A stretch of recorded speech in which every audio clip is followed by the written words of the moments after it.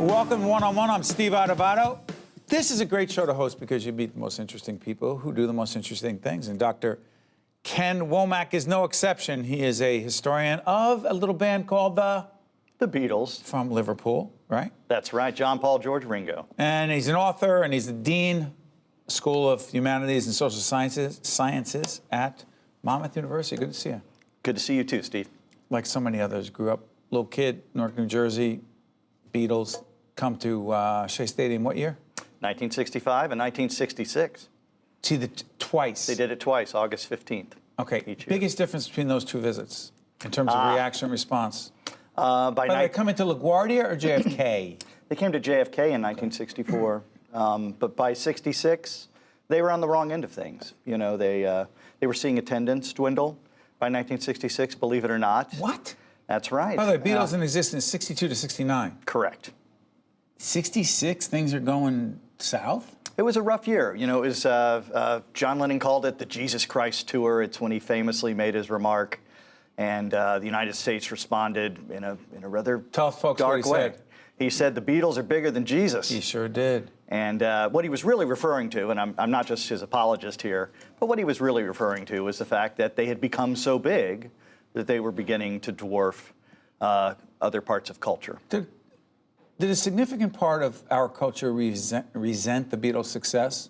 And also because they were not homegrown here in the United States? I don't know that that's true. I think we had become Anglophiles of a certain kind, and maybe even, to use the term that the Liverpudlian Jews, Scouser-philes. We love their accents. I don't know that there was any kind of blowback. If there was, it was that moment, and it was fairly brief, as history shows us. So it's interesting, during this period of time, culture is often defined by the times and vice versa. That's right. So you had social upheaval. You had a whole range of the civil rights movement was in full swing. You had assassinations of not only of John Kennedy, but Robert Kennedy and Martin Luther King. Impact the Beatles' influence? It does and it doesn't. So John Lennon used to like to say that the Beatles were in the crow's nest on the ship. They led the generation in many, many ways, but they were in the crow's nest, so they were often seeing over the horizon. They were slightly ahead of their time, if you will. But there's no doubt that despair with the assassinations, with the Vietnam War. Right, which they did not comment on? They comment on war probably generically with revolution in 1968. No, but did not make public statements, political statements about the war outside of that song. Right, or general aspirations for peace that they would not specific comments about Vietnam. That's right. They were fairly generic in that way. Or give peace a chance. Sure. And who's going to argue with that stuff? No, it's all you need is love. It's like arguing with children or Christmas, right? Yeah. So talk about the Beatles and why. For those 7 years, we still, after all these years, by the way, 15th anniversary of Abbey Road? That's right, this fall. Talk about why they had such an impact on us. The why, to me, and it's why I keep coming back as a scholar and thinker about them, the why is that they have this, as you just said, this very brief period, 7 years and a handful of months, and they start at the bottom with Love Me Do, and they go out with the flash with a song called The End on Abbey Road.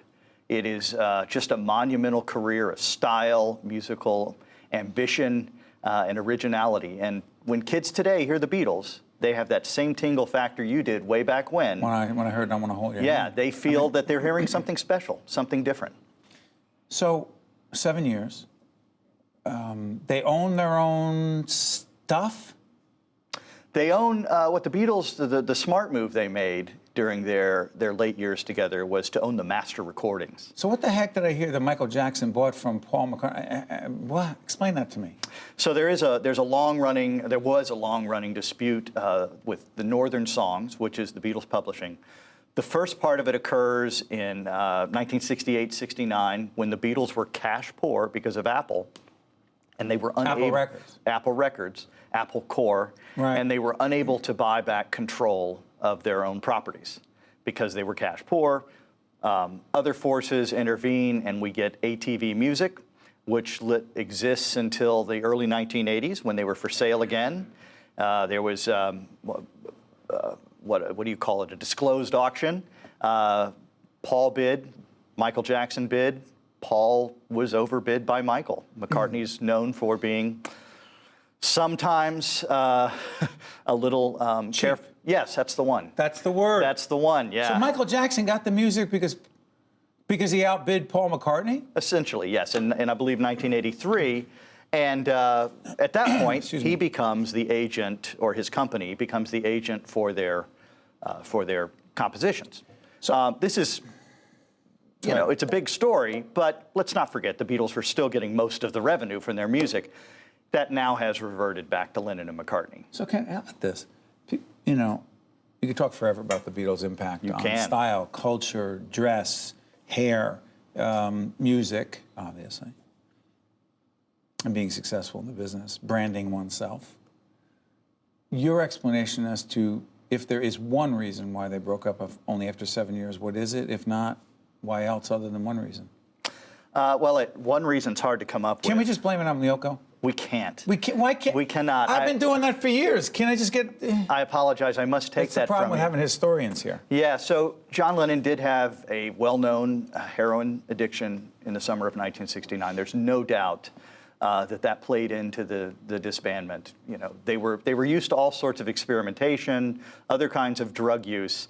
As Paul McCartney would say, though, they weren't that far out. Yes. And they had trouble dealing with that. LSD was one thing. This Heroin was another. Is still true today, right? I mean, That's we right. live in the midst of this opiate epidemic. And I frankly think they didn't know what to do with that. In the midst of also growing up, and I talk to my students about this often, when you get to be 30, do you still want to be hanging out with the guys you knew when you were 15? So a lot of this is generative life issues, but then also this raging addiction. There simply was no further way to move forward. So I told you before we got on the air that I listened to an interview that Howard Stern did with Paul McCartney and another one with Ringo. By the way, Ringo joined the band when? Ringo joins the band in August 1962. Pete Best was before that? That's right. And I was listening to both of these guys, and they seemed to really love each other. Ringo and Paul. At least what they said publicly. I have no doubt that it's true. How much of bad blood was there between John and Paul in terms of who would get the most credit and who was out front? Toward the end of his life, and I'm sure Paul McCartney is very thankful for this, John Lennon made a number of statements about Paul's influence, that Paul's song Coming Up had helped John find his way back into the studio. There's a wonderful interview, you can actually see it on YouTube, where John is talking about Paul, and somebody brings him up and he says, "That's my dear one." And it just tugs at you. The last day of his life, the last 5 or 6 hours of his life, he's riding to the record plant with Yoko and with Dave Sholin, who had just interviewed him. And Dave drops the question. He says, "Hey, what's happening with Paul?" And John cuts him and he says, "I love Paul. Paul loves me. I would do anything for him, and I know he would do anything for me." And I imagine that brings great comfort to Paul McCartney. So I take him at his word. I think that their bond was bigger than anything, but they couldn't live in that space they were in 1969 any longer. Two geniuses. Yeah, and actually I would add one thing. Sure. It's the greatest move they ever make. Their breakup creates this mystique. That's right. Right? It's like the chocolate factory Will there ever in be the another Willy Beatles? Wonka. Will there ever be another group like the Beatles? I hope so. I would love to listen to them. I would bring it on, please. The problem is the conditions of their birth. 1963-64 in England, the United States, there were how many channels? There wasn't 24-hour sports. There was no internet. They weren't competing with anybody else or any other kind of medium, and they owned it. The Beatles, fascinating after all these years, and we thank you for sharing this. Dr. Kenneth Womack, historian, also dean over at Monmouth University, the School of Humanities and Social Sciences. Thank you so much, Doctor. Thank you, Steve. Well done. Find out about the Beatles and anything else here on One-on-One. Stay tuned. We'll be right back. One-on-One with Steve Adubato has been a production of the Caucus Educational Corporation, celebrating over 30 years of broadcast excellence.